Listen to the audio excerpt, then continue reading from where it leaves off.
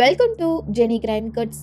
உத்தரப்பிரதேஷ்ல குஷிநகர் பக்கத்துல அகிரவுலி அப்படிங்கிற ஒரு சின்ன கிராமம் இருக்குது. அந்த கிராமத்துல வாழ்ந்துட்டு வர்ற குர்கு யாதவ், கீதா தேவி தம்பதிக்கு தீபக் அப்படிங்கிற ஒரு பையன் இருக்காங்க. குடும்பத்துக்கு தலையா இருக்கிற குர்கு யாதவ் தன்னோட மனைவியையும் பையனையும் எந்த கஷ்டமும் இல்லாம சந்தோஷமா பாத்துக்கணும் அப்படிங்கிறதுக்காக அந்த ஏரியால வாட்ச்மேன் வேலைக்கு போயிட்டு இருந்திருக்காரு. வருஷங்கள் ஆக ஆக மகனான தீபக் வேலைக்கு போக ஆரம்பிச்சு குடும்ப கஷ்டத்தை சரி பண்ண தன்னோட பேரண்ட்ஸ்க்கு சப்போர்ட்டா இருந்திருக்காங்க. இப்போ அந்த ஃபேமிலி மெம்பர்ஸ் ஒரு நல்ல நிலைமைக்கு வந்ததுக்கு அப்புறம் தீபக்கோட பேரண்ட்ஸ் என்ன திங்க் பண்றாங்கன்னா, தன்னோட பையனுக்கு கல்யாண வயசு வந்துருச்சு, சோ சீக்கிரமா ஒரு பொண்ணு பார்த்து மேரேஜ் பண்ணி வைக்கணும்னு நினைச்சு தெரிஞ்சவங்க, சொந்தக்காரங்க, கல்யாண புரோக்கர்ஸ் இப்படின்னு பல பேர்கிட்ட தீபக்கோட போட்டோவை கொடுத்து பொண்ணு தேட சொல்லியிருக்காங்க.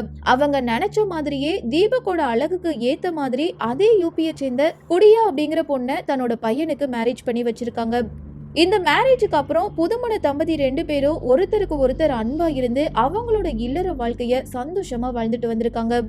சரியா 2025 ஜனவரி 1ஆம் தேதி நியூ இயர் அப்படிங்கறனால அந்த குடும்பத்துல உள்ளவங்க இந்த வருஷம் ஃபுல்லா எந்த ஒரு கஷ்டமும் இல்லாம சந்தோஷமா வாழணும்னு நினைச்சு அந்த புது வருஷத்துக்குள்ள அடியெடுத்து வைக்கிறாங்க. ஆனா மறுநாள் சாயங்காலமே குர்கு யாதவோட ஃபேமிலி மெம்பர்ஸ் மனசுல ஒருவித கவலையும் பதற்றமும் அதிகமாக ஆரம்பிச்சிருக்கு.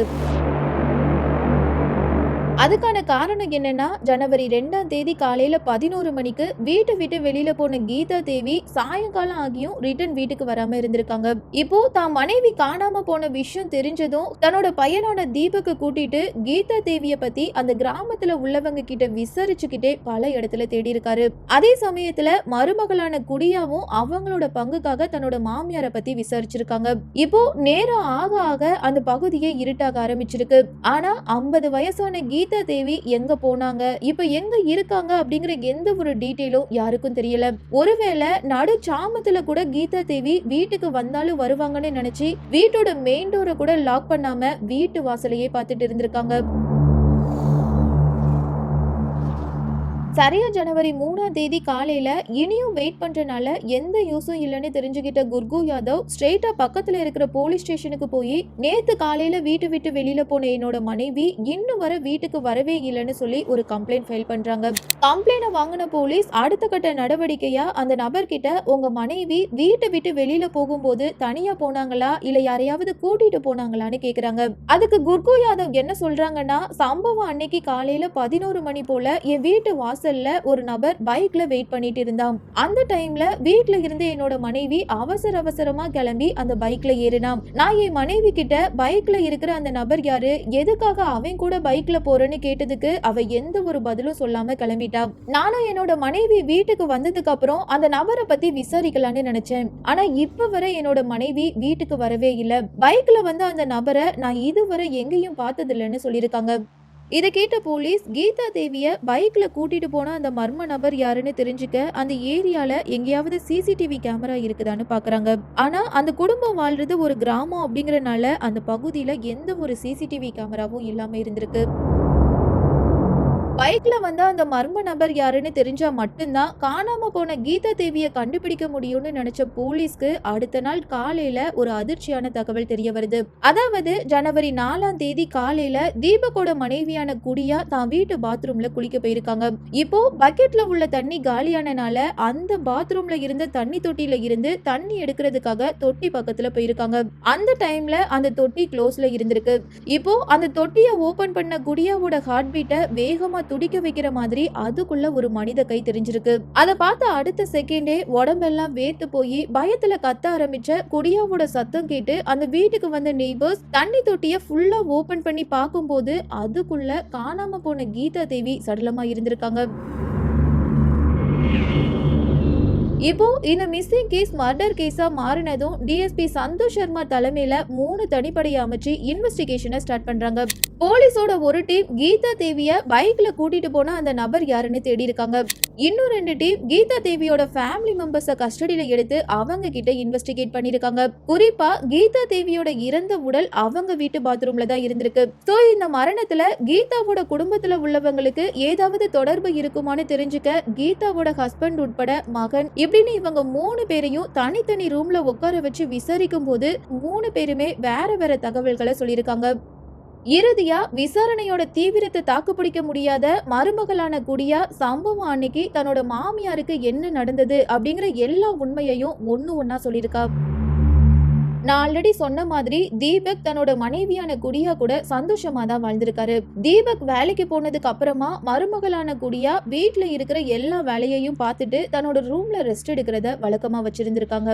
இப்படியே இவங்களோட வாழ்க்கை நகர்ந்துட்டு இருக்கும்போது வாட்ச்மேன் வேலை பார்க்கிற மாமனாரான குர்கு யாதவுக்கு தன்னோட மருமகளான குடியா மேல ஒரு காம பார்வை இருந்திருக்கு. சொல்ல போனா குடியா வயசான தன்னோட மாமனார அன்பா கவனிக்கிறது மட்டும் இல்லாம நேரத்துக்கு சமைச்சு கொடுத்து சொந்த அப்பா மாதிரி பாத்திருக்காங்க. இப்படி ஒவ்வொரு நாளும் குடியா தன்னோட மாமனார அன்பா கவனிக்கிறனால அந்த அன்புக்கு அடிமையான குர்கு யாதவ் என்ன திங்க் பண்றாங்கன்னா, தன்னோட மனைவியை விட தன்னோட மருமக தான் தன்னை நல்லா பாத்துக்கிறா.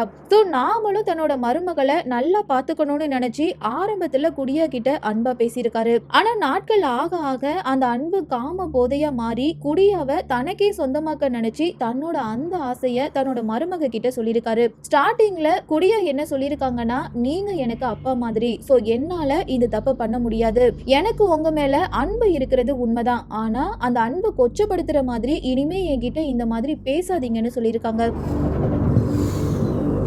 இதெல்லாம் ஒரு பக்கம் இருந்தாலும் எப்படியாவது தன்னோட மருமகளை தன்னோட காம வலையில சிக்க வைக்கணும்னு நினைச்ச அந்த முதியவர் குடிய தனியா இருக்கும் போதெல்லாம் அந்த பொண்ணு கிட்ட பல ஆசை வார்த்தையை பேசி, நான் உன்னோட சொந்த அப்பா கிடையாது, சோ நாம ரெண்டு பேரும் க்ளோஸா இருக்கிறதுல எந்த ஒரு தப்பும் இல்ல இப்படின்னு அந்த பொண்ணோட மனசை மாத்துற மாதிரி ஏதேதோ பேசி கடைசியில குடியாவ தன்னோட வலையில விழ வச்சு ரெண்டு பேரும் வீட்டுல யாரும் இல்லாத நேரம் பார்த்து தனிமையில இனிமையா இருந்திருக்காங்க. கிட்டத்தட்ட 2 வருஷமா இவங்களோட இந்த கள்ள உறவு யாருக்கும் தெரியாம கண்டினியூ ஆகிட்டே இருந்திருக்கு. பொதுவா 4 செவத்துக்குள்ள இருந்து பண்ற தப்ப யாரும் கண்டுபிடிக்க மாட்டாங்கன்னு நினைச்சு தொடர்ந்து தப்பு பண்ணிக்கிட்டே இருந்தா கண்டிப்பா ஒரு நாள் நாம பண்ற தப்பு வெளிச்சத்துக்கு வந்தே ஆகும்.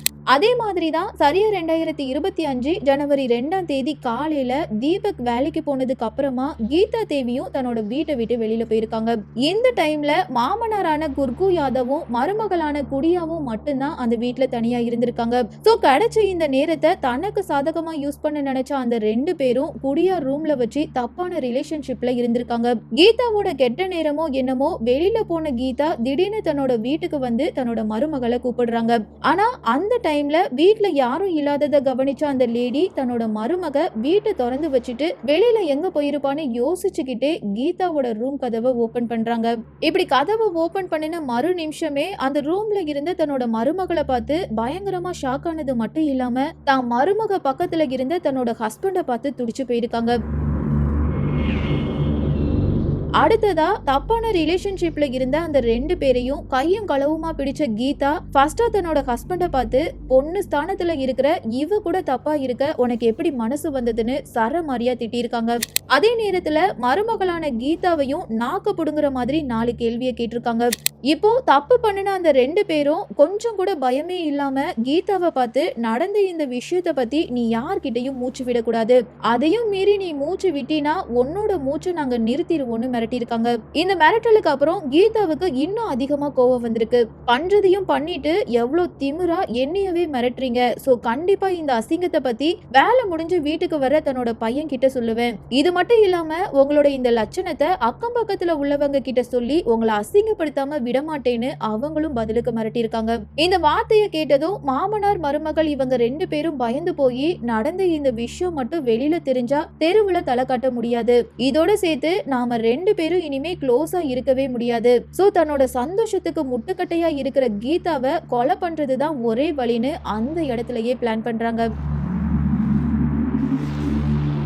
இப்போ அந்த ரூமை விட்டு வெளியில வந்த கீதாவை ஹஸ்பண்டான குர்கு வழிமறிச்சிட்டு இருந்த அந்த டைம்ல மருமகளான குடியா வேகமா ஓடி போய் பாதி செங்கலையும் பாதி எரிஞ்ச நிலைமையில இருந்த ஒரு மரக்கட்டையையும் எடுத்துட்டு வந்து தன்னோட மாமியார் தலையிலேயே தொடர்ந்து பல தடவை அடிச்சிருக்கா. வலி தாங்க முடியாம துடிச்சிட்டு இருந்த கீதாவோட உயிர் அந்த ரூம்குள்ள வச்சு அடங்குனதும் இறந்த சடலத்தை எப்படி டிஸ்போஸ் பண்ணலான்னு பலமா யோசிச்சிருக்காங்க. இப்போ கீதாவோட இறந்த சடலத்தை தான் வீட்டு பாத்ரூம்ல இருந்த தண்ணி இல்லாத ஒரு பெரிய தொட்டிக்குள்ள போட்டு அந்த தொட்டிய மூடிய வச்சு மூடிருக்காங்க.